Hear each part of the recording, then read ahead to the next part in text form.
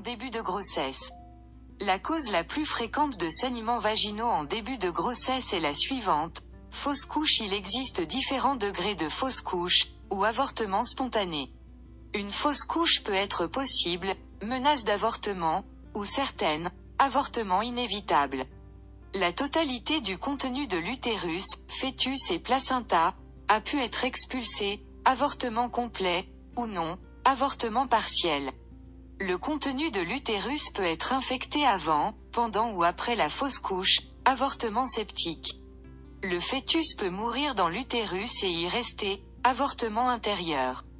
Tous les types de fausses couches peuvent causer un saignement vaginal en début de grossesse. La cause la plus dangereuse de saignements vaginaux en début de grossesse est la suivante.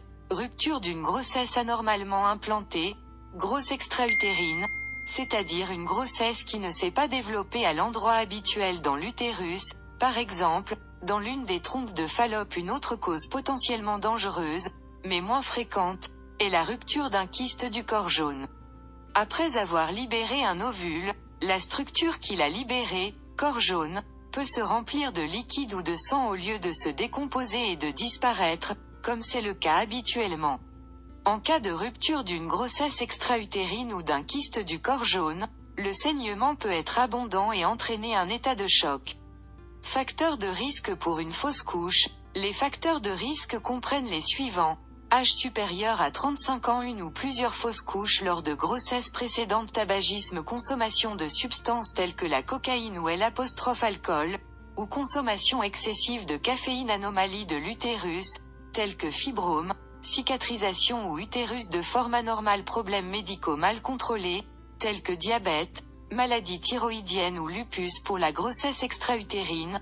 Les facteurs de risque comprennent antécédents de grossesse extra-utérine. Facteur de risque le plus important, intervention chirurgicale abdominale antérieure, en particulier une procédure de stérilisation permanente, ligature des trompes, antécédents des infections sexuellement transmissibles ou de maladies pelviennes inflammatoires, tabagisme, utilisation d'un dispositif intra-utérin, DIU, âge supérieur à 35 ans, antécédents des infertilité, prise de médicaments pour stimuler la fertilité ou recours à des techniques de procréation médicalement assistée, fécondation in vitro, partenaires sexuels multiples, douche vaginale.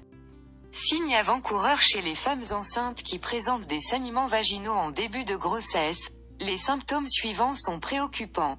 Évanouissement, étourdissement ou accélération du rythme cardiaque, symptômes qui suggèrent une tension artérielle très basse, perte de grandes quantités de sang, ou de sang contenant des tissus ou de larges caillots, douleurs abdominales aiguës qui s'aggravent lorsque la femme bouge ou change de position, fièvre, frissons et perte vaginale contenant du pus mêlé à du sang. Quand consulter un médecin, les femmes présentant des signes avant-coureurs doivent consulter immédiatement un médecin. Les femmes qui ne présentent pas de signes avant-coureurs doivent consulter un médecin dans les 48 à 72 heures. Si le saignement est important, plus de 250 ml environ, les médecins effectuent également une numération formule sanguine, NFS, ainsi que des analyses afin de rechercher des anticorps anormaux ou de vérifier la compatibilité du sang de la patiente avec celui d'un donneur au cas où une transfusion serait nécessaire. Si la perte de sang est importante ou si la patiente entre en état de choc, des analyses de sang sont réalisées afin de déterminer si son sang coagule normalement. Une échographie est généralement réalisée à l'aide d'une sonde à ultrasons insérée dans le vagin. L'échographie peut détecter une grossesse dans l'utérus et des battements cardiaques après environ 6 semaines de grossesse. Si aucun battement de cœur n'est détecté au-delà de cette période, une fausse couche est diagnostiquée. Si des battements cardiaques sont détectés, une fausse couche est beaucoup moins probable, mais peut toujours se produire.